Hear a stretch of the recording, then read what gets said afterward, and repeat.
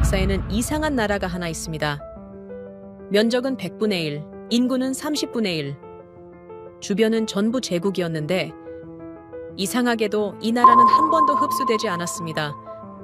수백만 대군이 쳐들어와도 사라진 건 언제나 제국들이었고 끝까지 남은 건 그 나라였습니다. 이게 정말 운이었을까요?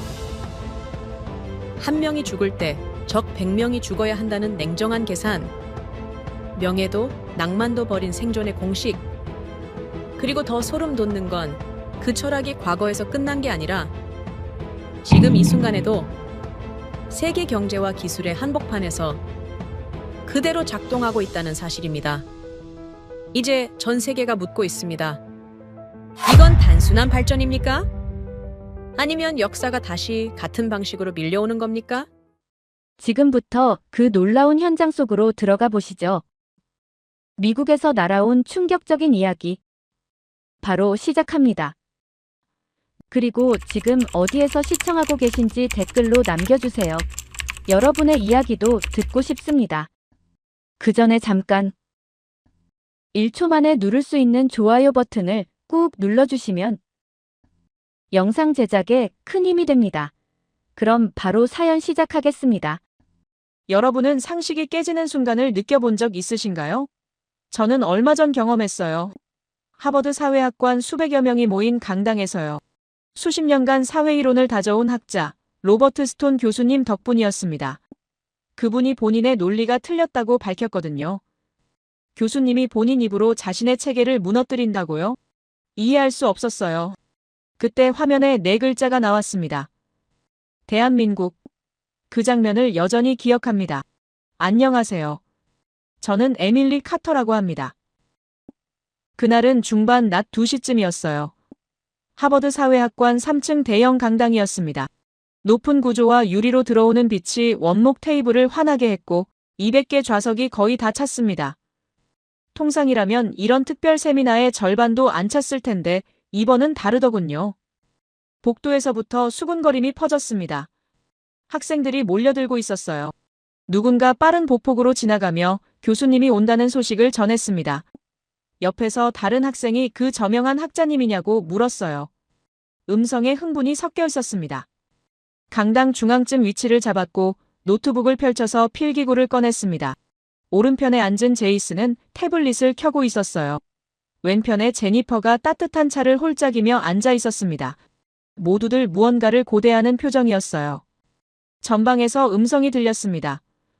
브라이언이 동료에게 오늘 특별 강연 주제가 뭔지 물었어요. 브라이언은 휴대전화를 보며 한국이라고 답했습니다. 한국이요? 웃음소리가 났어요. 손흥민 나라 아니냐는 반응이었습니다. 또 다른 음성이 끼어들었어요.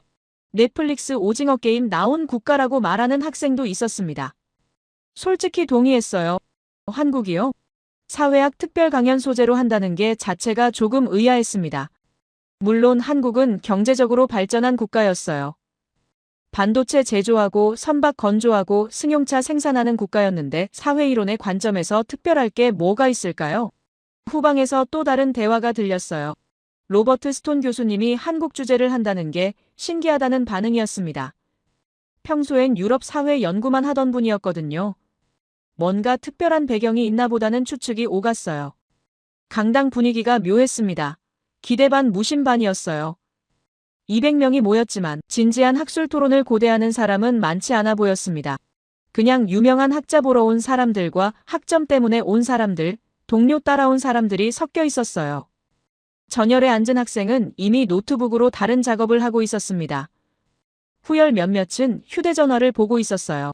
진지하게 노트를 펼친 사람은 10여 명 정도였습니다. 그 중 한 명이 바로 저였어요. 사회학 대학원 2년차였습니다. 현대 사회이론을 전공하고 있었어요. 그동안 배운 건 명확했습니다. 사회는 구조로 움직이고 개인의 행동은 체계가 결정한다는 거였어요. 제도가 문화를 만들고 문화가 사람을 만든다는 게 기본이었습니다. 그래서 오늘 특별 강연이 궁금했어요. 로버트 스톤은 구조주의 이론의 대가였습니다. 그분이 한국을 어떻게 분석할까요? 아마도 경제발전 모델이나 정부주도 성장, 재벌 체계 같은 구조적 요소들을 다루겠지 싶었어요. 예상 가능한 내용이었습니다. 그런데 강당 공고문에 적힌 타이틀이 조금 이상했어요. 현대사회 이론의 한계였습니다. 한계요? 이론의 한계를 다루는 특별 강연이라니 보통은 이론의 적용이나 이론의 확장 같은 제목을 쓰는데 말입니다. 왜 한계일까요? 슬라이드에 프레젠테이션 첫 화면이 떠 있었어요. 타이틀이 크게 보였습니다. 현대사회 이론의 한계 예측 불가능한 사회 모델이었어요. 그 아래 작은 글씨로 로버트 스톤 교수 하버드 사회학과라고 적혀 있었습니다. 오른편 남학생이 예측 불가능이라는 표현이 무슨 뜻인지 궁금해했어요. 옆에서 누군가 어깨를 으쓱하며 들어봐야 알겠다고 반응했습니다. 시계를 봤어요. 수업 시간 5분 전이었습니다. 교수님은 보통 정확히 시간 맞춰 들어오시는 분이었어요. 강당이 조금씩 고요해지기 시작했습니다. 수군거림이 줄어들었어요. 사람들이 좌석을 잡았습니다. 제니퍼가 차를 다 마시고 컵을 가방에 넣었어요. 제이슨도 노트북을 닫았습니다. 휴대전화 보던 사람들도 하나둘 화면을 내렸어요. 강당 전체가 숨을 고르는 것 같았습니다. 입구를 쳐다봤지만 아직 닫혀 있었습니다. 그 순간 복도에서 발걸음 소리가 들렸어요. 누군가 다가오고 있었습니다. 발걸음 소리가 점점 가까워졌고 강당 안이 완전히 고요해졌습니다. 200명이 모두 입구를 보고 있었어요. 긴장감이 느껴졌습니다. 평범한 특별 강연이 아닐 거라는 예감이 들었어요. 타이틀부터 예사롭지 않았으니까요. 현대사회 이론의 한계, 예측 불가능한 사회 모델, 그리고 한국이었습니다. 손에 필기구를 쥐었어요. 노트 첫 페이지를 펼쳤습니다. 날짜를 적은 다음 그 아래 타이틀을 적었어요. 로버트 스톤 교수님의 특별 강연이라고 쓰고 밑줄을 그었습니다. 심호흡을 했습니다. 가슴이 조여오는 느낌이었어요. 왜 이렇게 긴장되는지 모르겠더군요. 그저 특별 강연일 뿐인데 말입니다. 하지만 뭔가 다를 거라는 직감이 있었어요. 주변을 둘러봤습니다. 다들 입구를 응시하고 있었어요. 제이슨은 손가락으로 테이블을 두드리고 있었습니다. 제니퍼는 가만히 앉아 있었지만 긴장한 게 느껴졌어요. 앞줄 학생 몇몇은 자세를 고쳐 앉았습니다. 복도의 발걸음이 더 선명해졌습니다. 이제 바로 입구 앞이었어요. 강당 안 모든 소리가 멈춘 것 같았습니다. 에어컨 소리조차 들리지 않았어요. 발소리가 입구 앞에서 멈췄습니다. 손잡이가 천천히 회전했어요. 강당 200명의 눈길이 입구에 고정됐습니다. 가슴이 빠르게 두근거리기 시작했어요. 그때 입구가 열렸습니다. 로버트 스톤 교수님이었어요. 50대 중반쯤 되어 보였습니다. 회색 재킷에 검은색 터틀넥을 입고 있었어요. 키가 크고 어깨가 넓었습니다. 걸음걸이가 느긋했어요. 서두르지 않았습니다. 하지만 강의실 전체의 시선이 그분에게 쏠렸어요. 연단으로 걸어가며 학생들을 천천히 둘러봤습니다. 눈빛이 날카로웠어요. 관찰하는 눈이었습니다. 가방을 책상 위에 내려놓고 노트북을 꺼냈어요. 마이크를 켰습니다. 스크린을 확인했어요. 모든 동작이 침착했습니다. 강의실이 완전히 조용해졌어요. 200명이 숨을 죽이고 기다리고 있었습니다. 교수님이 입을 열었어요. 안녕하십니까? 로버트 스톤입니다. 오늘 여러분과 함께 나눌 이야기는 제게 매우 특별한 의미가 있습니다. 오랫동안 사회이론을 연구했는데 그 모든 시간이 한나라 앞에서 무너지는 경험을 했거든요. 강의실에 작은 웅성거림이 일었어요. 학생들이 서로를 쳐다봤습니다. 무너졌다고요? 이론이요? 교수님이 스크린을 가리켰습니다. 화면에 제목이 크게 떠 있었어요. 현대사회이론의 한계, 예측 불가능한 사회 모델, 한계라는 단어를 보십시오. 제가 이 단어를 쓴 건 겸손 때문이 아닙니다. 정확한 표현이기 때문이었어요.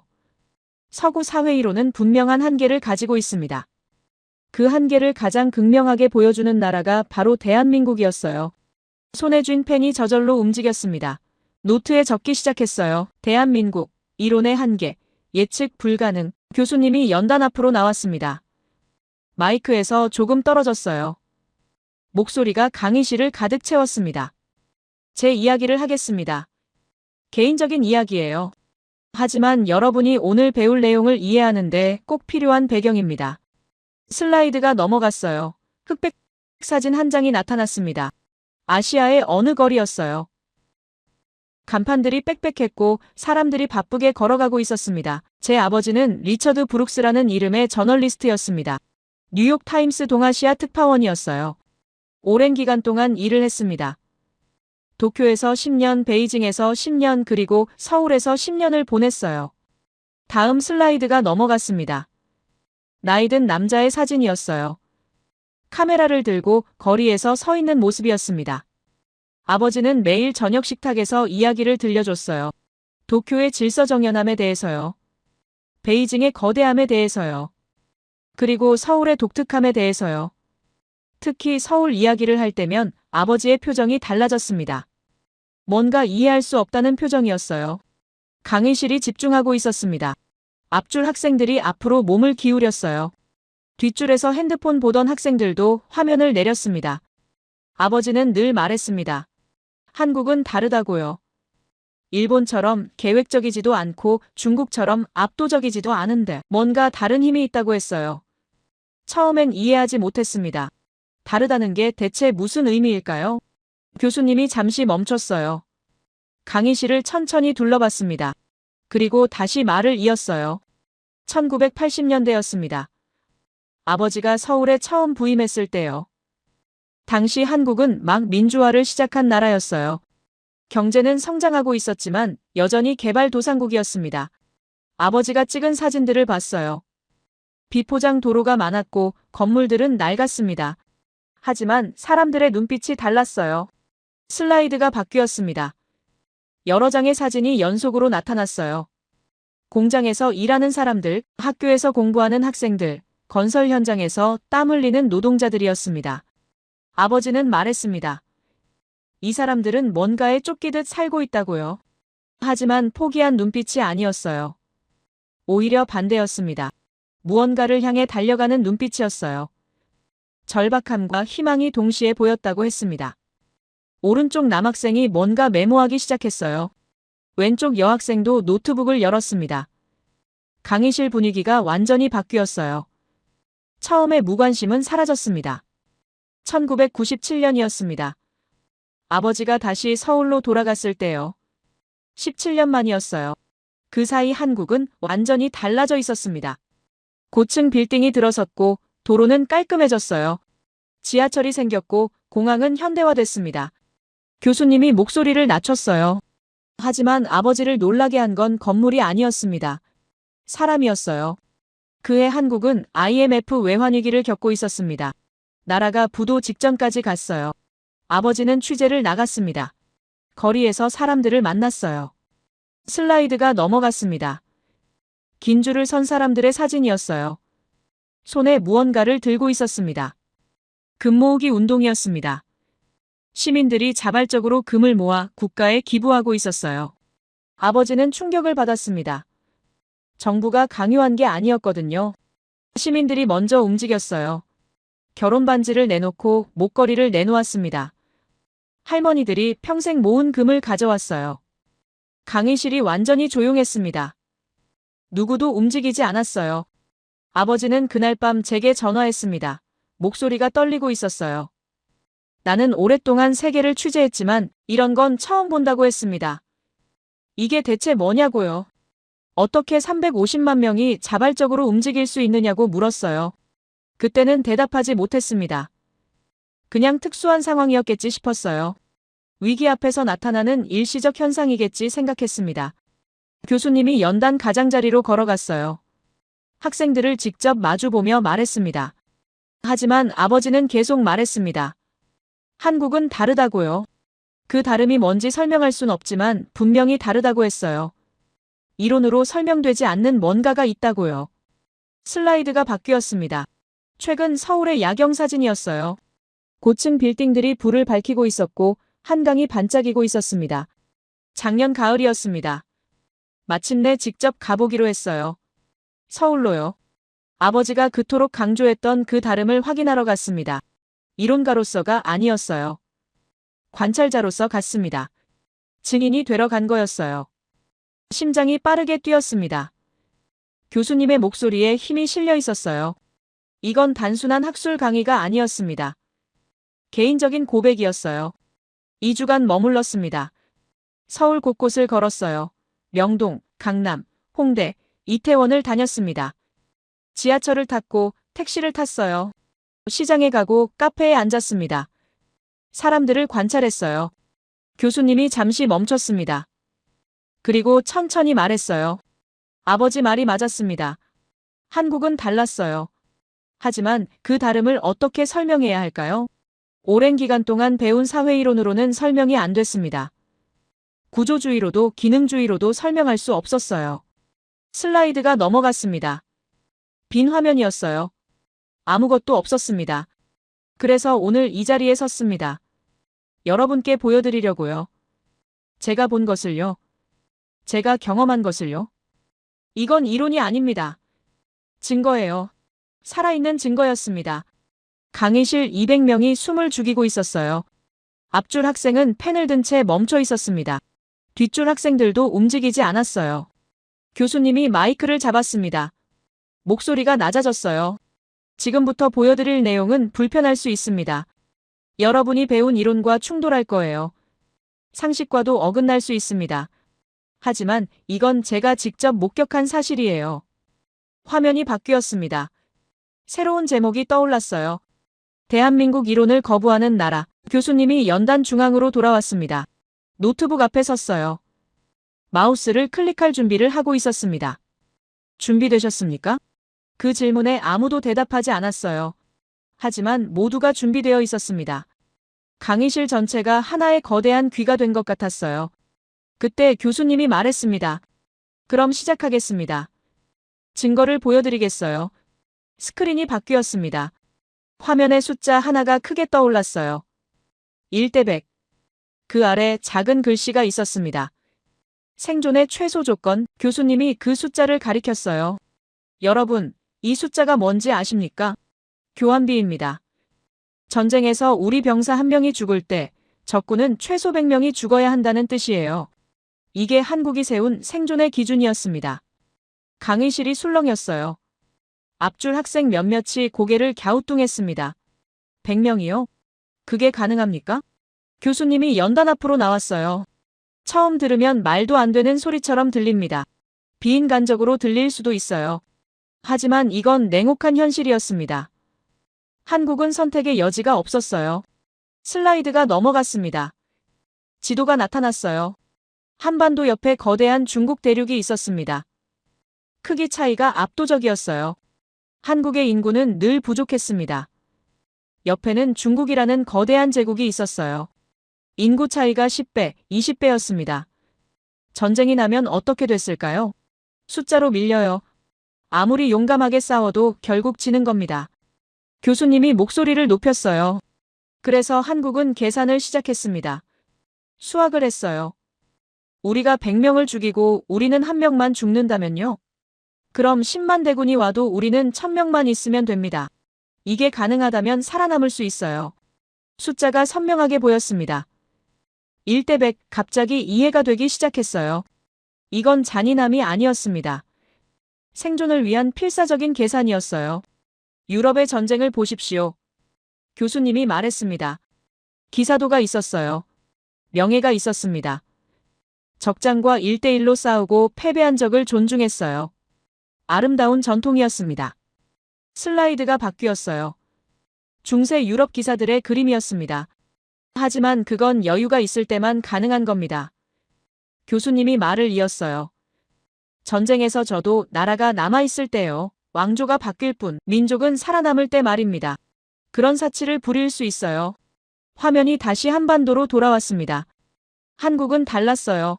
한 번 지면 끝이었습니다. 민족 전체가 사라질 수 있었어요. 언어가 사라지고 문화가 사라지고 역사가 지워질 수 있었습니다. 그래서 여유가 없었어요. 명예도 기사도도 필요 없었습니다. 교수님이 잠시 멈췄어요. 강의실을 둘러봤습니다. 오직 한 가지만 중요했습니다. 살아남는 것. 그게 전부였어요. 오른쪽 남학생이 손을 들었어요. 교수님이 지명했습니다. 그럼 실제로 그런 교환비를 달성했습니까? 좋은 질문입니다. 교수님이 웃었어요. 슬라이드가 넘어갔습니다. 살수대첩이라는 제목이 떴어요. 그 아래 숫자들이 나타났습니다. 612년이었습니다. 수나라가 100만 대군으로 고구려를 쳤어요. 당시 세계 최강국이었습니다. 고구려는 30만 정도였어요. 숫자로 보면 싸움이 안 됐습니다. 교수님이 포인터로 화면을 가리켰어요. 하지만 결과를 보십시오. 수나라 100만 대군 중 살아 돌아간 건 2,700명이었습니다. 99%가 죽었어요. 고구려 손실은 얼마였을까요? 정확한 기록은 없지만 학자들은 약 10,000명으로 추정합니다. 계산기를 두드렸어요. 1대 100이 아니었습니다. 1대 99였어요. 강의실이 숨을 죽였습니다. 누군가 작게 휘파람을 불었어요. 어떻게 가능했을까요? 교수님이 물었습니다. 용기 때문이었을까요? 아닙니다. 전략 때문이었어요. 계산 때문이었습니다. 슬라이드가 바뀌었어요. 전투 지도가 나타났습니다. 고구려는 수나라 군대를 깊숙이 들어오게 했습니다. 보급로를 끊었어요. 굶주리게 만들었습니다. 그리고 철수할 때를 기다렸어요. 교수님이 목소리를 낮췄어요. 여기가 중요합니다. 수나라 군대가 철수를 시작했어요. 이미 전쟁은 끝난 겁니다. 유럽이었다면 여기서 멈췄을 거예요. 적이 물러가는데 굳이 쫓아가지 않았습니다. 화면에 붉은 화살표가 그어졌어요. 철수하는 수나라 군대를 따라가는 화살표였습니다. 하지만 고구려는 달랐습니다. 끝까지 쫓아갔어요. 살수라는 강까지 따라갔습니다. 그리고 그곳에서 섬멸했어요. 철수하는 군대를 완전히 없앴습니다. 왜 그랬을까요? 교수님이 물었어요. 돌아간 적이 다시 오니까요. 살아남은 병사들이 복수하러 오니까요. 그래서 돌아갈 사람을 남기지 않았습니다. 철저했어요. 냉혹했습니다. 하지만 그게 생존이었어요. 노트에 적었습니다. 살수대첩 1대 99 섬멸 전략. 슬라이드가 바뀌었어요. 산성 사진이 나타났습니다. 산꼭대기에 돌로 쌓은 성벽이었어요. 이제 방어 이야기를 하겠습니다. 교수님이 말했어요. 유럽의 성을 아십니까? 화려합니다. 높은 탑이 있고 넓은 해자가 있어요. 아름답습니다. 하지만 누구를 위한 건가요? 왕을 위한 거예요. 귀족을 위한 겁니다. 평민은 성 밖에 살았어요. 화면에 유럽 성 사진이 나타났다가 사라졌습니다. 한국의 산성은 달랐어요. 교수님이 한국 산성 사진을 가리켰습니다. 화려하지 않습니다. 높지도 않아요. 하지만 이 안에는 모두가 들어갔습니다. 슬라이드가 넘어갔어요. 산성 안 사람들을 그린 그림이었습니다. 전쟁이 나면 마을 사람 전체가 산성으로 올라갔습니다. 양반도 상인도 농민도 노비도 모두 올라갔어요. 그 안에서는 신분이 없었습니다. 모두가 병사였어요. 여자들도 아이들도 싸웠습니다. 교수님이 목소리에 힘을 실었어요. 돌을 날랐습니다. 화살을 만들었어요. 밥을 지었습니다. 상처를 치료했어요. 모두가 각자의 역할을 했습니다. 이게 한국의 방어였어요. 공동체 전체가 요새였습니다. 왼쪽 여학생이 뭔가 적고 있었어요. 다른 학생들도 고개를 끄덕였습니다. 유럽에서는 상상할 수 없는 일입니다. 교수님이 말했어요. 귀족과 평민이 같은 공간에서 싸운다고요? 불가능했어요. 신분 질서가 무너지니까요. 하지만 한국에서는 당연했습니다. 살아남으려면 모두가 필요했으니까요. 슬라이드가 바뀌었어요. 활 사진이 나타났습니다. 한국 전통 활이었어요. 이제 무기 이야기입니다. 교수님이 활을 가리켰어요. 유럽에서 활은 예술이었습니다. 우아했어요. 활을 잘 쏘는 건 귀족의 교양이었습니다. 천천히 쏘고 정확하게 맞췄어요. 아름다웠습니다. 교수님이 고개를 저었어요. 한국의 활은 달랐습니다. 예술이 아니었어요. 도구였습니다. 오직 한 가지 목적만 있었어요. 빠르게 많이 쏘는 것. 화면에 설명이 나타났습니다. 한국 활의 특징들이었어요. 부드럽습니다. 교수님이 설명했어요. 왜 부드러울까요? 빨리 쏘려고요. 딱딱하면 시간이 걸립니다. 부드러우면 연사가 가능해요. 1분에 10발 이상 쏠 수 있었습니다. 숫자가 화면에 떴어요. 1분에 10발 이상. 적이 100m 밖에 있을 때부터 쏘기 시작합니다. 교수님이 계속 설명했어요. 적이 가까이 오는 동안 계속 쏴요. 100발을 쏩니다. 적이 도착하기 전에 이미 절반은 죽어 있습니다. 이해가 됐어요. 교환비 1대100의 비밀이었습니다. 근접전을 하지 않는 거예요. 멀리서 미리 죽이는 겁니다. 그래서 우리는 안 죽고 적만 죽는 거였어요. 한국 병사들은 어릴 때부터 활을 배웠습니다. 교수님이 말했어요. 매일 연습했어요. 1000번 만번 쐈습니다. 왜 그랬을까요? 활 한 발이 빗나가면 적 한 명이 살아서 다가옵니다. 그럼 우리 병사가 죽어요. 슬라이드에 문장이 떴습니다. 활 한 발에 생명 한 목숨. 그래서 완벽해야 했습니다. 교수님이 말을 이었어요. 예술이 아니라 생존이었으니까요. 아름다울 필요가 없었습니다. 정확하고 빠르면 됐어요. 강의실이 완전히 집중하고 있었어요. 처음 강의 시작할 때와 분위기가 완전히 달랐습니다. 아무도 핸드폰을 보지 않았어요. 모두가 스크린을 보고 있었습니다. 교수님이 연단 중앙으로 돌아왔어요. 정리하겠습니다. 한국의 전쟁 철학은 간단했어요. 첫째, 교환비를 극대화한다. 적은 많이 죽고 아군은 적게 죽는다. 둘째, 모두가 함께 싸운다. 신분이 없다. 셋째, 효율을 최우선으로 한다. 예술은 필요 없다. 화면에 세 가지가 정리됐습니다. 이게 생존의 철학이었습니다. 교수님이 말했어요. 아름답지 않아요. 낭만적이지도 않습니다. 하지만 효과적이었어요. 그래서 한국은 살아남았습니다. 펜을 놓고 손을 폈어요. 손바닥에 땀이 나 있었습니다. 가슴이 뛰고 있었어요. 교수님이 마지막으로 말했습니다. 여러분, 이건 과거 이야기가 아닙니다. 이 철학은 지금도 살아있어요. 다음 시간에 보여드리겠습니다. 2000년 전 전쟁터에서 시작된 이 철학이 어떻게 현대 한국을 만들었는지 말입니다. 화면이 꺼졌어요. 강의실에 불이 환하게 켜졌습니다. 잠시 쉬겠습니다. 교수님이 말했어요. 10분 후에 다시 시작하겠습니다. 학생들이 일어서기 시작했어요. 하지만 웅성거림이 멈추지 않았습니다. 모두가 방금 들은 내용에 대해 이야기하고 있었어요. 움직이지 못하고 자리에 앉아 있었습니다. 노트를 내려다봤어요. 빼곡하게 적혀 있었습니다. 교환비, 산성, 활, 생존, 이 단어들이 머릿속을 맴돌았어요. 한국은 전쟁을 수학으로 봤다. 그 문장을 다시 적었습니다. 밑줄을 그었어요. 이게 시작일 뿐이었습니다. 10분이 지났습니다. 학생들이 다시 자리로 돌아왔어요. 복도에서 대화 소리가 들렸습니다. 모두가 방금 들은 내용에 대해 이야기하고 있었어요. 흥분된 목소리들이었습니다. 교수님이 연단으로 돌아왔어요. 물 한 모금을 마시고 노트북을 열었습니다. 스크린에 불이 들어왔어요.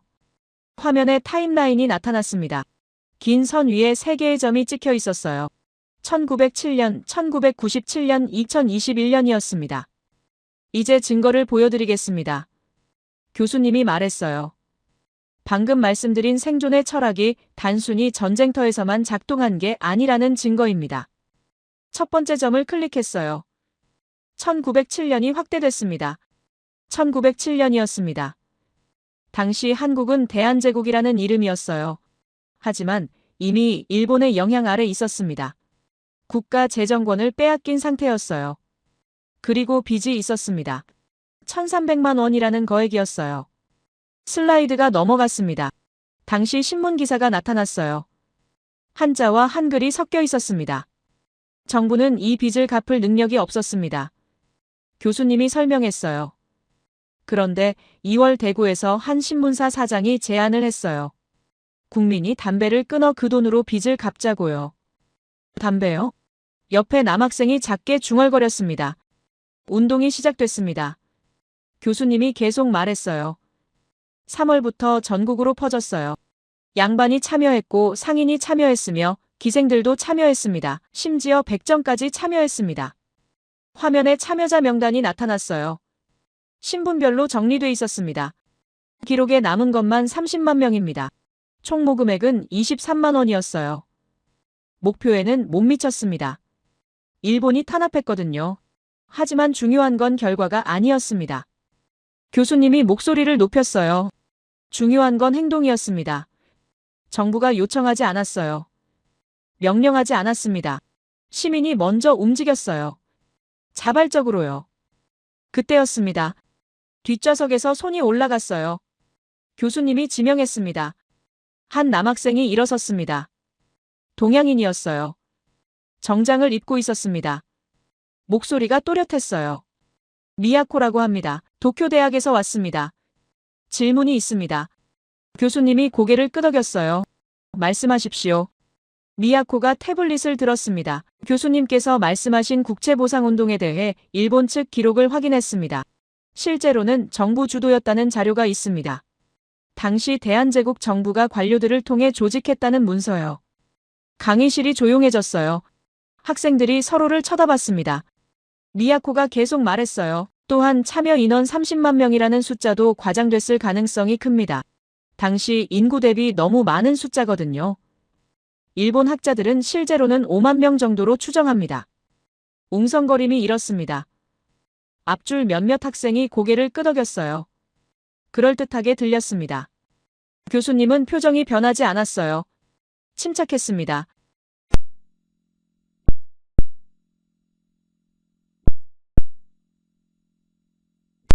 슬라이드를 넘겼습니다. 새로운 문서가 나타났어요. 하지만 미야코 씨, 이 자료를 보시겠습니까? 당시 각 지역별 모금 기록입니다. 대구, 부산, 평양, 서울 각지에서 독립적으로 기록된 문서예요. 정부 문서가 아닙니다. 민간 기록이에요. 교수님이 하나씩 가리켰어요. 이 기록들은 서로 독립적입니다. 하지만 모두 같은 시기에 같은 운동을 기록하고 있어요. 정부가 조작하기엔 너무 광범위합니다.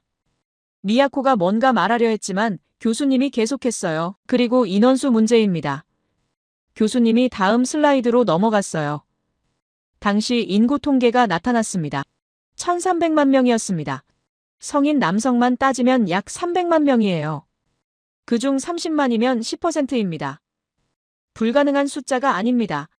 미야코가 앉았어요. 표정이 굳어 있었습니다. 강의실 분위기가 다시 바뀌었어요. 학생들이 교수님에게 집중했습니다. 하지만 중요한 건 숫자가 아닙니다. 교수님이 말했어요. 목소리는 여전히 평온했습니다. 중요한 건 패턴이에요. 이게 한 번만 일어났다면 우연일 수 있습니다. 하지만요. 타임라인으로 돌아갔어요. 두 번째 점을 클릭했습니다. 1997년입니다. 90년 후에요. 화면에 뉴스 영상이 재생됐습니다. IMF 외환위기였어요. 거리에 실업자들이 앉아 있었습니다. 한국은 국가부도 직전까지 갔습니다. 교수님이 설명했어요. 외환 보유고가 바닥났어요. 12월 3일 IMF에 구제금융을 신청했습니다. 영상이 바뀌었어요. 사람들이 줄을 서 있었습니다. 손에 뭔가를 들고 있었어요. 그런데 놀라운 일이 일어났습니다. 교수님이 말했어요. 시민들이 금을 모으기 시작했어요. 결혼 반지를 가져왔습니다. 목걸이를 가져왔어요. 할머니들이 평생 모은 금을 내놓았습니다. 화면에 날짜가 표시됐어요. 11월 28일, 정부 발표는 12월 3일이었습니다. 하지만 시민들은 이미 11월부터 움직이고 있었어요. 정부보다 빨랐습니다. 슬라이드가 넘어갔어요. 통계가 나타났습니다. 참여 인원 350만 명입니다. 총 모금량 227톤이었어요. 당시 시세로 21억 달러였습니다. 강의실에서 탄성이 나왔어요. 누군가 휘파람을 불었습니다. 교수님이 타임라인을 가리켰어요. 1907년 30만 명이 움직였습니다. 1997년 350만 명이 움직였어요. 90년 차이입니다. 하지만 같은 행동이었어요. 미야코가 다시 손을 들었습니다. 교수님이 지명했어요. 그건 정부 캠페인이었습니다. 미야코가 말했어요. 목소리가 조금 떨렸습니다. 방송국이 조직했어요. 국가가 주도한 겁니다. 교수님이 고개를 저었어요. 여전히 침착했습니다. 미야코 씨, 날짜를 보십시오. 시민들의 첫 기부는 11월 말이었어요. 방송국의 공식 캠페인은 12월 5일부터 시작됐습니다. 일주일 차이가 있어요. 화면에 타임라인이 자세히 나타났습니다. 날짜별로 정리돼 있었어요. 시민이 먼저였습니다. 교수님이 말했어요. 방송국이 뒤따른 겁니다. 미야코가 입을 다물었어요. 더 이상 반박하지 않았습니다. 태어난 척 가만히 앉아 있었지만 어깨가 굳어 있었어요. 오히려 그게 더 안쓰러워 보였습니다. 교수님이 세 번째 점을 클릭했어요. 2021년입니다. 24년 후에요. 화면에 뉴스가 나타났습니다. 요소수 대란이었어요. 중국이 요소 수출을 중단했습니다. 한국의 디젤 차량이 멈출 위기였어요. 물류가 마비될 상황이었습니다. 교수님이 영상을 재생했어요. CCTV 화면이었습니다. 흑백 영상이었어요. 시간이 표시돼 있었습니다. 한 남자가 차에서 내렸어요. 트렁크를 열고 플라스틱 통을 꺼냈습니다. 무거워 보였어요. 소방서 앞에 놓았습니다. 주위를 둘러보고 빠르게 차로 돌아갔어요. 차가 사라졌습니다. 이 사람은 신원이 밝혀지지 않았습니다. 교수님이 말했어요. 익명이었어요. 같은 날 밤 전국에서 똑같은 일이 일어났습니다. 화면에 지도가 나타났어요. 빨간 점들이 찍혀 있었습니다. 11월 한 달 동안 127곳에서 익명 기부가 있었습니다. 요소수였어요. 정부 발표는 11월 8일이었습니다. 하지만 첫 기부는 11월 2일이었어요. 또 먼저였어요. 앞줄 학생이 중얼거렸습니다. 교수님이 타임라인 전체를 띄웠습니다. 세 개의 점이 선명하게 보였어요. 1907년, 1997년, 2021년입니다. 114년입니다. 세 번 반복됐어요. 같은 패턴이었습니다. 화면에 문장이 떴어요. 정부보다 시민이 먼저 움직인다. 이게 우연일까요? 교수님이 물었어요. 특수한 상황이었을까요? 아닙니다. 이건 패턴이에요.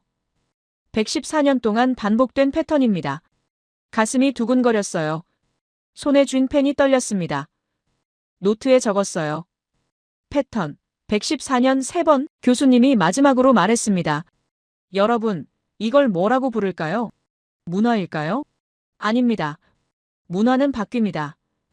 100년이면 완전히 달라져요. 그런데 이건 안 바뀌었어요. 똑같았습니다. 목소리가 낮아졌어요. 이건 DNA입니다. 유전자예요. 이 민족의 본능입니다. 강의실이 완전히 조용했어요.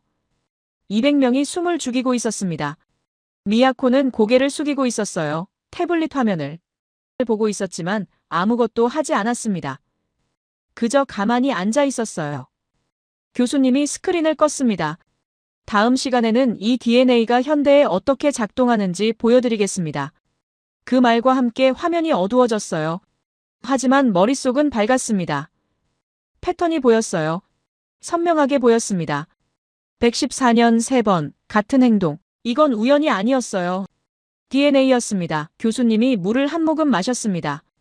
잠시 숨을 고르고 다시 연단 앞으로 나왔어요. 표정이 달라져 있었습니다. 더 진지해 보였어요. 이제 현대를 보겠습니다. 114년 전 이야기가 아니에요. 지금 이 순간의 이야기입니다. 슬라이드가 넘어갔어요. 서울 야경이 나타났습니다. 한강이 반짝이고 있었고 고층 빌딩들이 불을 밝히고 있었어요. 아름다운 풍경이었습니다. 작년 가을이었습니다. 교수님이 말했어요. 9월 중순쯤이었어요. 인천공항에 도착했습니다. 2주간 머물 예정이었어요. 목적은 명확했습니다. 아버지가 말했던 그 다름을 직접 확인하는 것이었어요. 교수님이 천천히 걸으며 말을 이었습니다. 첫날 밤이었어요. 호텔에 짐을 풀고 밖으로 나갔습니다. 명동이라는 곳이었어요. 번화가였습니다. 시간을 봤어요. 밤 11시였습니다. 슬라이드가 바뀌었어요. 명동 거리 사진이었습니다. 사람들로 붐비고 있었어요. 거리에 사람들이 가득했습니다. 교수님이 설명했어요. 쇼핑하는 사람들이었어요. 식사하는 사람들도 있었습니다. 그런데 놀라운 건 따로 있었어요. 목소리를 낮췄습니다. 여성들이 혼자 걸어다니고 있었어요. 젊은 여성들이었습니다. 핸드폰을 보며 걷고 있었어요. 이어폰을 끼고 음악을 듣고 있었습니다. 주변을 경계하지 않았어요. 그냥 편안하게 걸었습니다. 강의실이 조용해졌어요. 학생들이 집중하기 시작했습니다. 처음엔 이상하게 느껴지지 않았습니다. 교수님이 계속 말했어요. 당연한 풍경처럼 보였어요. 하지만 문득 깨달았습니다. 미국에서는 볼 수 없는 장면이라는 걸요. 슬라이드가 넘어갔습니다. 통계 자료가 나타났어요. 뉴욕시 범죄 통계입니다. 교수님이 가리켰어요. 2024년 기준이에요. 인구 10만 명당 강력 범죄 발생 건수입니다. 뉴욕은 580건이었어요. 로스앤젤레스는 620건이었습니다. 다음 슬라이드로 넘어갔어요. 서울 통계였습니다. 서울은 78건입니다. 10만 명당요. 뉴욕의 8분의 1도 안 되는 숫자예요. LA의 10분의 1입니다. 앞줄 학생 몇몇이 뭔가 계산하기 시작했어요. 고개를 끄덕였습니다. 숫자만 보면 이해가 안 됩니다. 교수님이 말했어요. 서울 인구는 1000만입니다. 뉴욕과 비슷해요. 인구 밀도는 오히려 서울이 더 높습니다. 그런데 범죄율은 8분의 1이에요. 왼쪽 여학생이 손을 들었습니다. 교수님이 지명했어요. 경찰이 많은 건가요? 좋은 질문입니다. 교수님이 웃었어요. 슬라이드가 바뀌었습니다. 경찰 인력 통계였어요. 서울 경찰 인구 1000명당 2.3명입니다. 뉴욕은 4.2명이에요. 서울이 오히려 적습니다. 그런데 범죄율은 낮아요. 경찰 숫자로는 설명이 안 됩니다. 강의실에서 웅성거림이 일었어요. 학생들이 서로를 쳐다봤습니다. 다시 그날 밤 이야기로 돌아가겠습니다. 교수님이 말했어요. 명동거리를 걸으며 관찰했습니다. 1시간 넘게 걸었어요. 여성들이 계속 지나갔습니다. 혼자 걷는 사람이 많았어요. 누구도 두려워하는 표정이 아니었습니다. 당연하다는 표정이었어요. 편의점에 들어갔습니다. 밤 12시가 넘은 시간이었어요. 여성 점원 혼자 있었습니다. 문은 활짝 열려 있었어요. 손님이 들어오고 나갔습니다. 점원은 전혀 경계하지 않았어요. 슬라이드가 바뀌었어요. 한강공원 사진이었습니다. 밤 풍경이었어요. 다음 날 저녁이었습니다. 한강공원에 갔어요. 밤 10시쯤이었습니다. 사람들이 많았어요. 조깅하는 사람들이었습니다. 자전거 타는 사람들도 있었어요. 교수님이 목소리를 높였습니다. 그런데 아이들이 있었어요. 초등학생쯤 되어 보이는 아이들이었습니다. 뛰어놀고 있었어요. 부모와 함께였지만 멀리 떨어져서 놀았습니다. 밤 10시예요. 공원에서요. 뉴욕이라면 불가능한 일입니다. 로스앤젤레스에서도 볼 수 없어요. 센트럴파크는 밤 1시 이후 폐쇄됩니다. 위험하니까요. 하지만 한강공원은 24시간 열려 있었습니다. 강의실 분위기가 무거워졌어요. 특히 미국 학생들의 표정이 굳어 있었습니다. 택시를 탔습니다. 교수님이 말을 이었어요. 밤 11시였어요. 기사와 이야기를 나눴습니다. 물었어요. 밤에 혼자 다니는 여성들이 많은데 위험하지 않냐고요. 교수님이 잠시 멈췄습니다. 기사가 웃으며 대답했어요. 위험할 게 뭐가 있냐고요. 당연한 거 아니냐고 했습니다. 그 대답이 충격이었어요. 당연한 거라니요? 미국에서는 당연하지 않은 일인데요. 슬라이드가 넘어갔습니다. 지하철 CCTV 화면이었어요. 지하철을 탔습니다. 밤 9시 지하철이었어요. 사람들이 앉아서 졸고 있었습니다. 핸드폰을 보고 있었어요. 책을 읽는 사람도 있었습니다. 모두 편안해 보였어요. 뉴욕 지하철은 다릅니다. 밤에는 경계해야 해요. 주변을 계속 살펴야 합니다. 누가 다가오는지 확인해야 해요. 하지만 서울 지하철에서는 그럴 필요가 없었습니다. 오른쪽 남학생이 손을 들었어요. 교수님이 지명했습니다. 그럼 한국인들은 태어날 때부터 착한 건가요? 교수님이 고개를 저었어요. 아닙니다. 인간 본성은 어디나 같습니다. 한국인도 미국인도 똑같아요. 차이는 본성이 아니었습니다. 슬라이드가 바뀌었어요. 문장 하나가 크게 떠올랐습니다. 신뢰가 시스템을 만든다. 교수님이 그 문장을 가리켰어요. 한국 사회는 신뢰 위에 지어졌습니다. 서로를 믿어요. 낯선 사람도 믿습니다. 그 믿음이 쌓여서 시스템이 됐어요. 법보다 먼저 작동하는 시스템입니다. 예를 들어볼까요? 교수님이 말했어요. 편의점 점원이 혼자 있어도 괜찮은 이유는 뭘까요? 손님들이 해를 끼치지 않는다는 믿음이 있으니까요. 그 믿음은 어디서 왔을까요? 114년 동안 쌓인 경험에서 왔습니다. 위기 때마다 서로 도왔어요. 전쟁 때 함께 싸웠습니다. IMF 때 함께 극복했어요. 요소수 사태 때도 도왔습니다. 그 경험이 쌓였어요. DNA가 됐습니다. 슬라이드가 넘어갔습니다. 비교표였어요. 미국은 다릅니다. 교수님이 설명했어요. 개인주의가 강해요. 각자 알아서 살아야 합니다. 위기 때도 혼자 해결해야 해요. 정부가 도와주길 기대하지 않습니다. 그래서 신뢰가 약해요. 신뢰가 약하면 어떻게 될까요? 서로를 경계합니다. 낯선 사람을 의심해요. 그러면 범죄가 생깁니다. 범죄가 생기면 더 의심하게 돼요. 악순환입니다. 한국은 반대예요. 신뢰가 강합니다. 서로 돕는다고 믿어요. 그래서 범죄가 적습니다. 범죄가 적으니 더 믿게 돼요. 선순환입니다. 강의실이 완전히 조용했어요. 특히 미국 학생들이 불편한 표정이었습니다. 자기 나라 이야기였으니까요. 앞줄에 앉은 한 여학생이 고개를 떨구고 있었어요. 뉴욕에서 온 학생이었습니다. 밤에 혼자 걷지 못하는 현실이 떠올랐을 거예요. 교수님이 마지막으로 말했습니다. 작년 가을 2주간 서울에 머물렀습니다. 밤마다 거리를 걸었어요. 한 번도 위험을 느끼지 않았습니다. 여기 계신 분들 중에 뉴욕 거리를 밤 11시에 혼자 걸어본 사람 있습니까? 아무도 손을 들지 않았어요. 저도 못합니다. 교수님이 말했어요. 오랫동안 뉴욕에 살았지만 밤에는 조심합니다.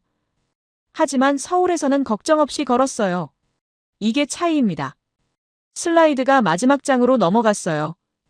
질문 하나가 떠올랐습니다. 왜 한국만 가능한가? 그 질문이 화면에 크게 보였어요. 강의실 200명이 그 질문을 보고 있었습니다. 다음 시간에 답하겠습니다. 교수님이 말했어요. 이 신뢰가 어떻게 경제와 기술로 이어지는지 보여드리겠습니다. 화면이 꺼졌어요. 하지만 질문은 남았습니다. 왜 한국만 가능한가? 머릿속에서 그 질문이 맴돌았어요. 교수님이 다시 연단에 섰습니다. 이제 속도 이야기를 하겠습니다. 한국이 세계에서 가장 빠른 나라라는 이야기예요. 슬라이드가 넘어갔어요. 코로나19 로고가 나타났습니다. 2020년 초였습니다. 전 세계가 팬데믹을 맞았어요. 모두가 혼란에 빠졌습니다. 검사 키트가 없었어요. 백신도 없었습니다. 각국 정부는 우왕좌왕했어요. 화면에 세계 지도가 나타났습니다. 빨간색으로 물들어 있었어요. 미국은 봉쇄를 했습니다. 유럽도 봉쇄했어요. 경제가 멈췄습니다. 사람들은 집에 갇혔어요. 그런데 한국은 달랐습니다. 다음 슬라이드로 넘어갔어요. 검사소 사진이었습니다. 드라이브 스루 검사소였어요. 한국은 봉쇄하지 않았습니다. 교수님이 설명했어요. 대신 검사를 했어요. 빠르게 많이 검사했습니다. 드라이브 스루 검사소를 만들었어요. 차에 탄 채로 검사받는 방식이었습니다. 속도가 놀라웠습니다. 10분이면 검사가 끝났어요. 결과는 24시간 안에 나왔습니다. 미국은 일주일 걸렸어요. 유럽은 더 오래 걸렸습니다. 슬라이드가 바뀌었어요. 통계표였습니다. 사망률을 보십시오. 교수님이 가리켰어요. 인구 100만 명당 코로나 사망자 수입니다. 미국은 3,200명이었어요. 영국은 3,500명이었습니다. 한국은 680명이었어요. 5분의 1입니다. 5배 차이가 났어요. 강의실에서 작은 탄성이 나왔습니다. 그때였어요. 미야코가 다시 손을 들었습니다. 교수님이 지명했어요. 미야코가 일어섰습니다. 이번엔 목소리가 조금 떨렸어요. 교수님, 한국의 낮은 사망률은 인구 구조 때문입니다. 한국은 젊은 인구가 많아요. 고령화율이 낮았습니다. 그래서 사망률이 낮은 겁니다. 교수님이 고개를 끄덕였어요. 여전히 침착했습니다. 좋은 지적입니다. 슬라이드를 넘겼어요. 인구 구조 비교표가 나타났습니다. 하지만 데이터를 보십시오. 2020년 기준 한국 고령화율은 15.8%였어요. 미국은 16.5%였습니다. 거의 같았어요. 오히려 미국이 조금 높았습니다. 미야코의 표정이 굳었어요. 일본은 28.8%였습니다. 교수님이 덧붙였어요. 세계에서 가장 고령화된 나라였어요. 그런데 일본 사망률은 한국보다 높았습니다. 인구 구조로는 설명이 안 됩니다. 미야코가 입술을 깨물었어요. 앉으려다가 다시 말했습니다. 그럼 의료 시스템 차이입니다. 한국은 병상이 많았어요. 의사도 많았습니다. 교수님이 다음 슬라이드를 띄웠어요. 인구 1000명당 병상 수입니다. 한국은 12.4개였어요. 미국은 2.8개였습니다. 맞습니다. 한국이 많았어요. 미야코가 만족스러운 표정을 지었어요. 하지만 교수님이 계속 말했습니다. 일본은 13.개입니다. 한국보다 많았어요. 그런데 왜 사망률은 높았을까요? 의사 수도 보십시오. 인구 1000명당 의사 수는 한국 2.5명, 미국 2.6명, 일본 2.5명입니다. 거의 같아요. 미야코가 멈췄습니다. 교수님이 평온하게 말했어요. 차이는 시스템이 아니었습니다. 속도였어요. 한국은 빨랐습니다. 검사가 빨랐고 추적이 빨랐어요. 격리가 빨랐습니다. 그 속도가 생명을 살렸어요. 미야코가 멋쩍은 웃음을 지었습니다. 태어난 척했지만 어깨가 축 처져 있었어요. 자리에 앉았습니다. 교수님이 다음 슬라이드로 넘어갔어요. 이번엔 방산입니다. 군사장비 이야기예요. 화면에 탱크 사진이 나타났습니다. K2 전차였어요. 2022년이었습니다. 러시아 전쟁 이야기였는데 폴란드가 긴장했습니다. 옆 나라에서 전쟁이 났으니까요. 급히 무기가 필요했어요. 폴란드는 여러 나라에 연락했습니다. 미국, 독일, 프랑스에 탱크를 주문했어요. 하지만 문제가 있었습니다. 슬라이드에 납기일이 표시됐어요. 미국 납기는 3년이었습니다. 독일은 4년이었어요. 프랑스는 5년이었습니다. 너무 오래 걸렸어요. 그 사이 무슨 일이 일어날지 모르는데요. 그때 한국이 제안했습니다. 교수님이 말했어요. 한국은 말했어요. 3개월이면 첫 배송이 가능하다고요. 1년이면 100대를 보내겠다고 했습니다. 폴란드는 믿지 못했어요. 3개월요? 탱크를요? 불가능하다고 생각했습니다. 슬라이드가 바뀌었어요. 납품 기록이었습니다. 한국은 약속을 지켰습니다. 정확히 3개월 만에 첫 배송을 했어요. 1년 만에 100대를 보냈습니다. 하루도 늦지 않았어요. 강의실에서 휘파람 소리가 났습니다. 이게 한국입니다. 교수님이 목소리를 높였어요.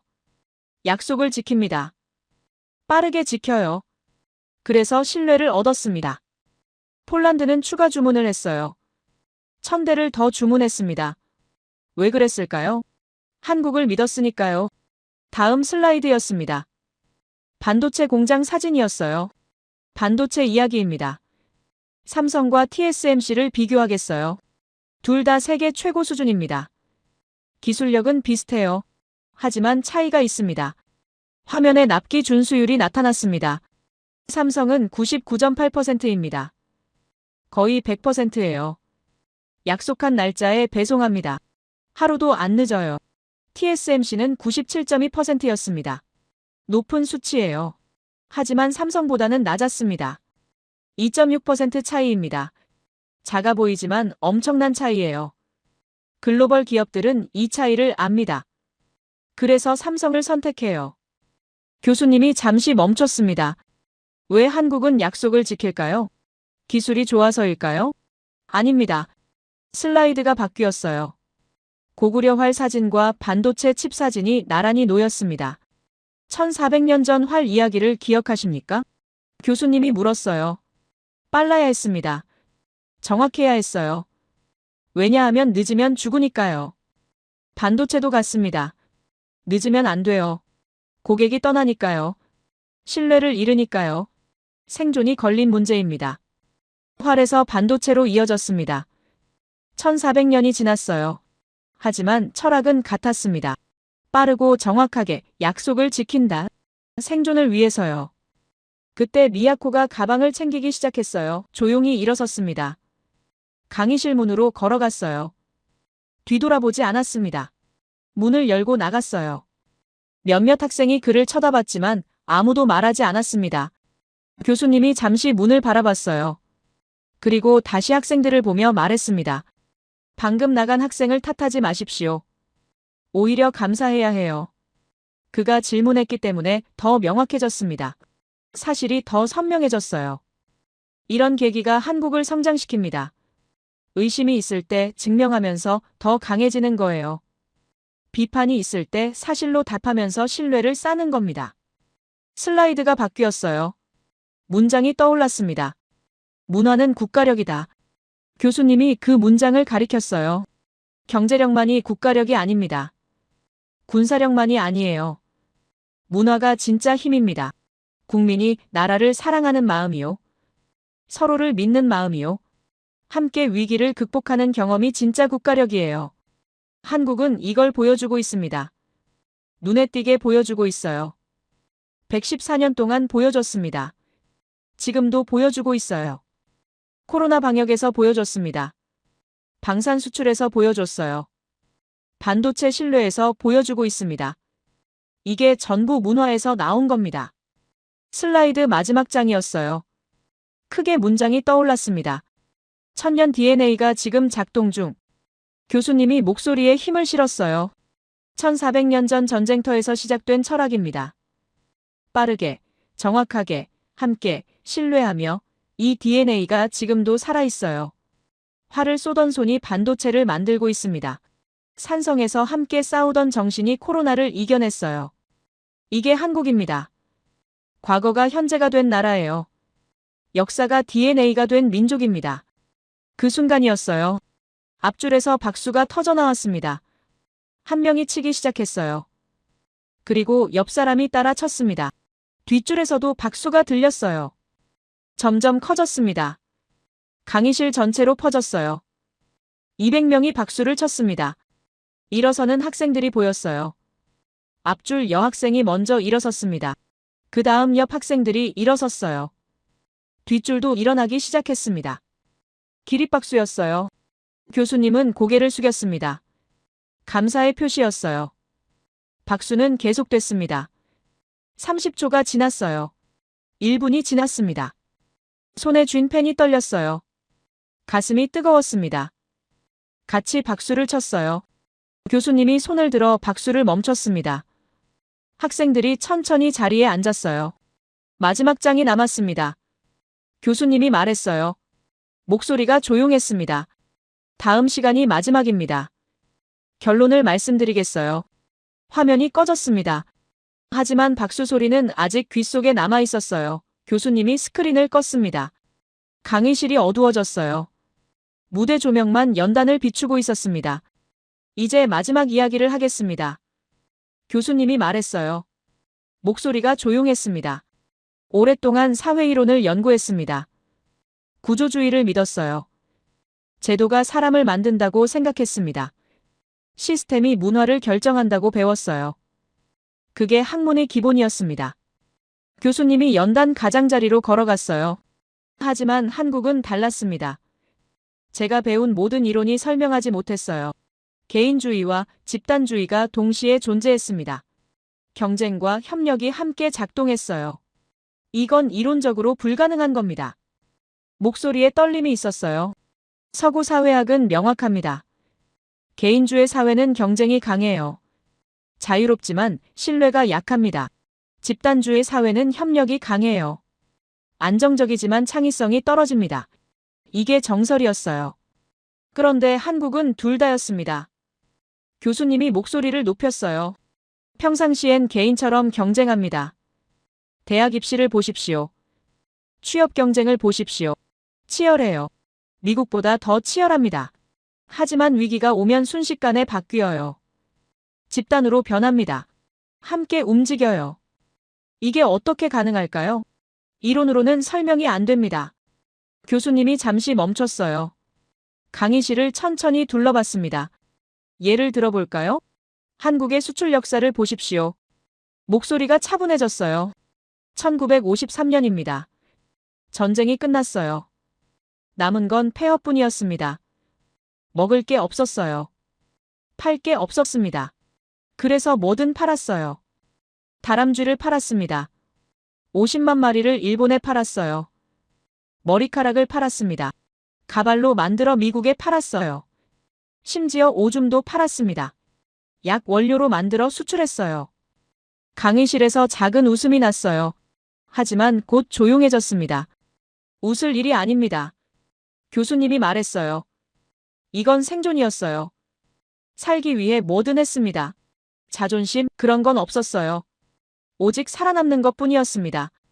1970년대였습니다. 오일 쇼크가 왔어요. 세계가 무너졌습니다. 하지만 한국은 중동으로 갔어요. 사막에 건물을 지었습니다. 밤낮 없이 일했어요. 그렇게 외화를 벌었습니다. 1997년입니다. IMF가 왔어요. 나라가 망할 뻔했습니다. 그런데 시민들이 금을 모았어요. 350만 명이 움직였습니다. 정부보다 먼저요. 2008년입니다. 금융위기가 왔어요. 하지만 반도체와 자동차 수출이 버텼습니다. 2020년입니다. 코로나가 왔어요. 세계가 멈췄습니다. 하지만 한국은 검사하고 추적하고 수출했어요. 교수님이 목소리에 힘을 실었어요. 매번 위기였습니다. 매번 무너질 뻔했어요. 하지만 매번 일어났습니다. 어떻게요? 수출로요. 함께 움직여서요. 이게 우연일까요? 아닙니다. 이건 DNA입니다. 손에 쥔 펜이 떨렸어요. 가슴이 뛰었습니다. 교수님이 천천히 말했어요. 한국은 조용합니다. 큰 소리치지 않아요. 자랑하지 않습니다. 그냥 일해요. 묵묵히 만들고 묵묵히 팔아요. 다람쥐 팔던 나라가 반도체를 만듭니다. 가발 만들던 나라가 전기차를 만들어요. 오줌 팔던 나라가 바이오 의약품을 수출합니다. 명확한 성격입니다. 교수님이 말했어요. 살아남기 위해 변합니다. 바뀌어요. 진화합니다. 말로 하지 않아요. 몸으로 보여줍니다. 세상을 조용히 바꿉니다. 큰 소리 없이 변화를 만들어요. 그게 한국입니다. 목소리가 낮아졌어요. 나라가 있어야 국민이 있습니다. 한국인들은 이걸 압니다. 몸으로 알아요. 그래서 위기 때 먼저 움직입니다. 정부를 기다리지 않아요. 명령을 기다리지 않습니다. 왜냐하면 나라가 무너지면 모두 무너지니까요. 나라가 살아야 내가 사니까요. 이게 DNA입니다. 결국 모두가 원하는 건 같습니다. 교수님이 말을 이었어요. 나라의 평화, 그리고 성장, 앞으로 나아가는 겁니다. 멈추지 않고요. 한국은 멈추지 않습니다. 전쟁 후에도, 독재 시절에도, IMF 때도, 코로나 때도 멈추지 않았어요. 계속 나아갔습니다. 왜 그랬을까요? 교수님이 물었어요. 물질 때문일까요? 돈 때문일까요? 아닙니다. 목소리가 떨렸어요. 눈에 보이지 않는 게 더 강합니다. 신뢰요. 연대요. 함께라는 믿음이요. 이게 진짜 힘입니다. 반도체는 망가지면 끝입니다.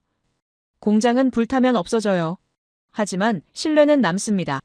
함께한 경험은 지워지지 않아요. 그게 DNA가 되는 겁니다. 한국에는 이 힘이 있습니다. 눈에 안 보이는 힘이요. 114년 동안 쌓인 힘입니다. 1400년 전부터 내려온 힘이에요. 그래서 선진국이 됐습니다. 교수님이 말했어요. 1인당 국민소득 3만 달러를 넘었어요. 세계 10위권 경제대국입니다. 그래서 강대국들이 견제합니다. 중국이 경계해요. 일본이 불편해합니다. 미국도 주목해요. 왜 그럴까요? 두렵기 때문입니다. 교수님이 목소리를 높였어요. 한국의 기술이 두려운 게 아닙니다. 한국의 DNA가 두렵습니다. 위기 때마다 일어나는 민족이 두려워요. 함께 움직이는 힘이 두렵습니다. 그래서 견제합니다. 반도체를 막으려 해요. 수출을 제한하려 합니다. 하지만 막을 수 있을까요? 교수님이 고개를 저었어요. 1950년대 다람쥐 팔던 나라가 2020년대 반도체를 만듭니다. 이게 한국이에요. 막을 수 없습니다. 그리고 이제는 선망의 대상입니다. 교수님이 말했어요. 젊은이들이 K-팝을 듣습니다. K-드라마를 봐요. 한국어를 배웁니다. 서울에 가고 싶어 해요. 이게 문화의 힘입니다. 물질보다 강합니다. 돈보다 강해요. 문화가 국가력이에요. 신뢰가 경쟁력입니다. 교수님이 마지막으로 말했어요. 제 이론이 무너졌습니다. 30년 배운 게 한국 앞에서 무너졌어요. 하지만 후회하지 않습니다. 오히려 감사합니다. 새로운 걸 배웠으니까요. 이론을 넘어선 현실을 봤으니까요. 한국은 이론이 아닙니다. 증명입니다. 살아있는 증명이에요. 그 순간이었어요. 앞줄에서 박수가 터졌습니다. 그리고 옆으로 퍼졌어요. 뒷줄까지 번졌습니다. 학생들이 일어서기 시작했어요. 1명, 2명, 10명, 강의실 전체가 일어섰습니다. 기립박수였어요. 눈물이 났어요. 왜 우는지 몰랐습니다. 그냥 눈물이 났어요. 닦았지만 계속 났습니다. 교수님도 울고 있었어요. 고개를 숙였습니다. 박수는 멈추지 않았어요. 가슴이 뜨거웠습니다. 전율이 일었어요. 온몸에 소름이 돋았습니다. 이게 배움이구나 생각했어요. 이게 진짜 교육이구나 싶었습니다. 박수는 2분 넘게 계속됐어요. 교수님이 손을 들어 멈췄습니다. 감사합니다. 교수님이 말했어요. 목소리가 떨렸습니다. 강당 조명이 켜졌습니다. 학생들이 천천히 자리를 정리하기 시작했어요. 배낭을 챙겼습니다.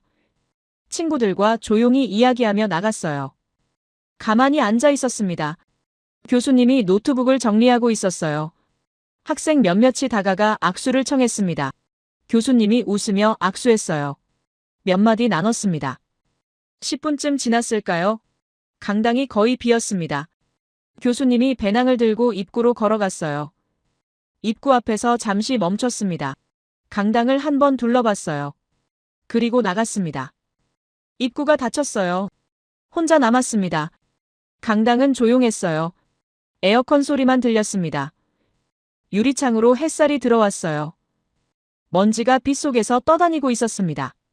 노트를 내려다봤어요. 빼곡하게 적혀 있었습니다. 교환비, 산성, 활, DNA, 114년, 신뢰, 속도, 약속. 이 단어들이 페이지를 채우고 있었어요. 마지막 페이지를 펼쳤습니다. 뭘 써야 할까요? 떠올렸어요. 오늘 배운 걸 어떻게 정리할까요? 필기구를 들었습니다. 천천히 적기 시작했어요. 한국은 이론을 따르지 않는다. 한 줄을 띄웠습니다. 한국은 이론을 만든다. 또 한 줄을 띄웠어요. 한국은 현실을 창조한다. 밑줄을 그었습니다. 유리창 밖을 봤어요. 하버드 교정이 보였습니다. 붉은 벽돌 건축물들이 서 있었어요. 학생들이 잔디밭을 걸어가고 있었습니다. 이곳에서 3년을 공부했어요. 사회학을 배웠습니다. 이론을 배웠어요. 구조를 배웠습니다. 하지만 오늘 배운 건 달랐어요. 이론 너머를 봤습니다. 구조 너머를 봤어요. 사람을 봤습니다. 살아있는 역사를 봤어요. 다시 노트를 봤습니다. 솔직히 고백하자면 강해 전까지는 일본을 떠올렸습니다. 적었어요. 아시아의 중심은 일본이라고 생각했어요. 소니가 있고 도요타가 있고 기술이 앞선 나라라고 배웠습니다. 한국은 그 뒤를 따라가는 나라쯤으로 여겼어요. 하지만 틀렸습니다. 다음 줄에 적었어요. 한국이 아시아의 중심을 넘어서고 있었다. 필기구를 멈췄습니다. 생각이 깊어졌어요. 만약 한국이 유럽 국가였다면 어땠을까요? 독일 옆에 있었다면요? 프랑스 옆에 있었다면요? 벌써 미국과 경쟁하는 나라가 됐을 겁니다. 적었어요. 지리가 한국을 막았습니다. 중국과 일본 사이에 끼어 있었어요. 계속 침략당했습니다. 전쟁을 겪었어요.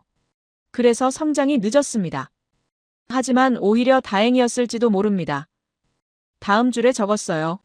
만약 한국이 유럽에 있었다면 미국이 얼마나 두려워했을까요? 견제가 얼마나 심했을까요? 지금보다 훨씬 어려웠을 겁니다. 아시아 끝에 있어서 조금 늦게 주목받았습니다.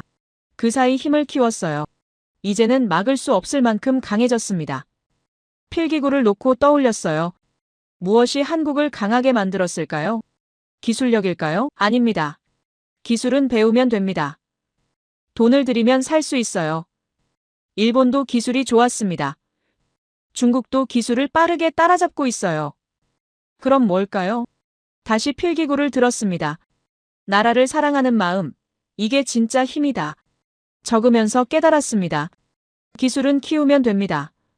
공장은 지으면 돼요. 돈은 벌면 됩니다. 하지만 나라를 사랑하는 마음은 만들 수 없어요. 시킬 수 없습니다. 명령할 수 없어요.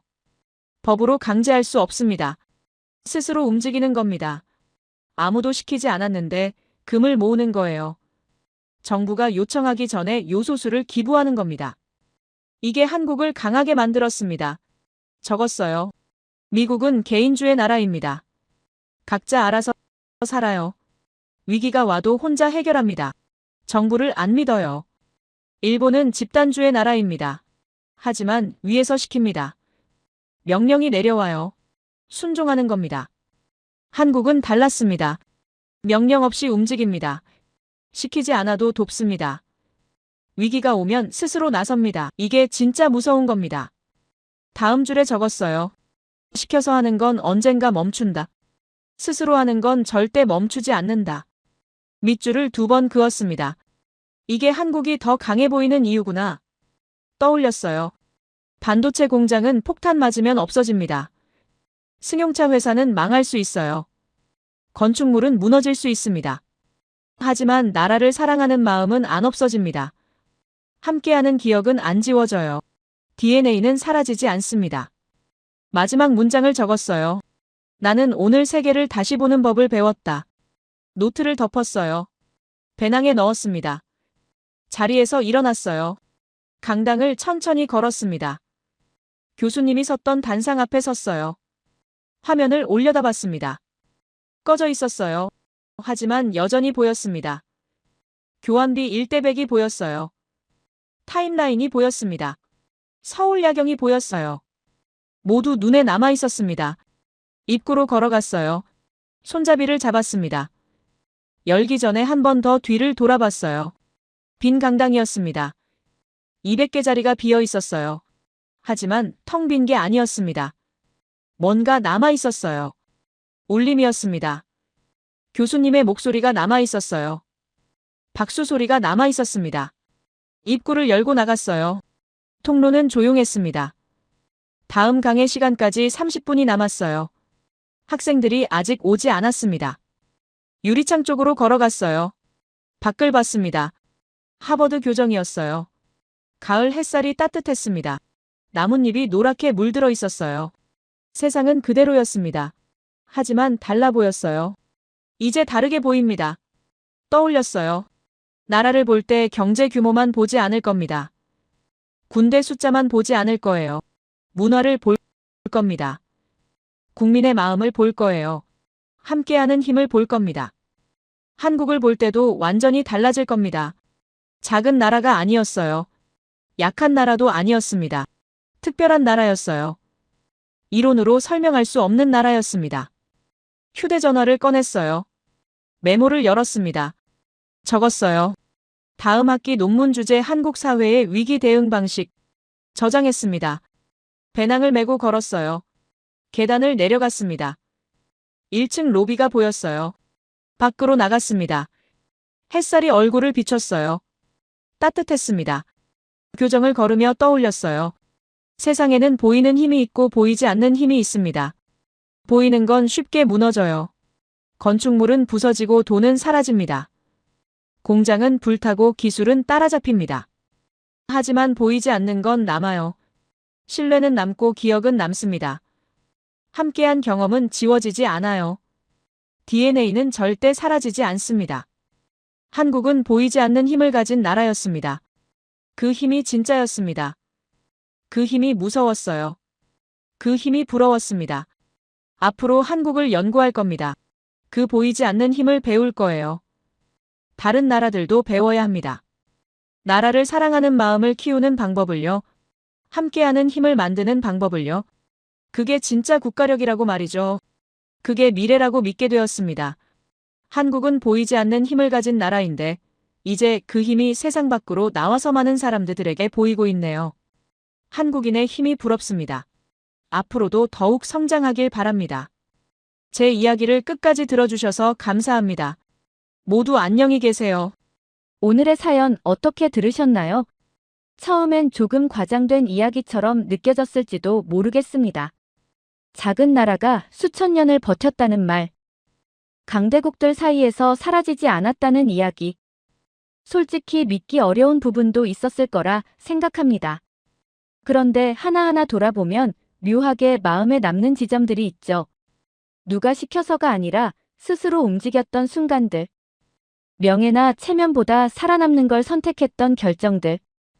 그 선택들이 우연이 아니라 반복이었다는 점에서 이 이야기는 단순한 과거사가 아니라는 생각도 들고요. 우리는 보통 나라의 힘을 숫자로만 판단합니다. 경제 규모, 군사력, 기술 순위 같은 것들이요. 하지만 이 사연을 듣고 나니 보이지 않는 힘이 더 오래 남는 건 아닐까 하는 생각이 듭니다. 위기 앞에서 서로를 믿고 필요할 때 함께 움직였던 기억. 그게 세대를 넘어 이어졌을 때 얼마나 강해질 수 있는지도 말이죠. 그렇다고 해서 이 이야기가 무조건 자랑으로만 끝나야 할까요? 지금의 우리는 과연 그 흐름 위에 서 있는 걸까요? 아니면 그저 과거의 이야기로만 소비하고 있는 건 아닐까요? 앞으로 또 다른 위기가 왔을 때 우리는 어떤 선택을 하게 될지도 궁금해집니다. 이 사연이 정답을 주기보다는 하나의 질문으로 남았으면 좋겠습니다. 여러분은 어떻게 생각하시나요? 오늘의 사연을 들으며 어떤 마음이 드셨나요? 여러분의 생각을 아래 댓글에 남겨주세요. 그리고 감동적인 사연을 주변 사람들과 공유하고 함께 이야기 나눠보세요. 마지막으로 1초밖에 걸리지 않는 구독과 좋아요, 알림 설정은 영상 제작에 큰 힘이 됩니다. 지금까지 감동을 담아 여러분께 진심을 전하는 감동담기였습니다. 오늘 하루도 행복한 하루 보내세요.